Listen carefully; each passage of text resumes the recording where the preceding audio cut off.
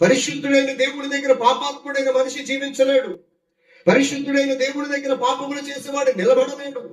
అందుకని చూడండి, కొంతమంది మందిరానికి మనం పిలవకుండానే పరిగెత్తుకొస్తారు, కొంతమంది పిలిచిన వారి చర్చికి రారు. కారణం ఏంటంటే వాళ్ళు ఏదో పాపం ఏలుబడి చేస్తూ ఉంటారు, వారి మీద పాపం ఏలుబడి చేస్తూ ఉంటుంది. ఆ కారణం చేత వారు మందిరానికి రాలేరు, దేవుని సన్నిధిలో నిలబడలేరు, ఆయన ముఖాన్ని చూడలేరు, ఆయన సన్నిధిలో కనబడడానికి కూడా భయపడిపోతూ ఉంటారు. కారణం ఏంటంటే వాళ్ళలో ఏదో ఒక పాపం ఏలుబడి చేస్తుంది.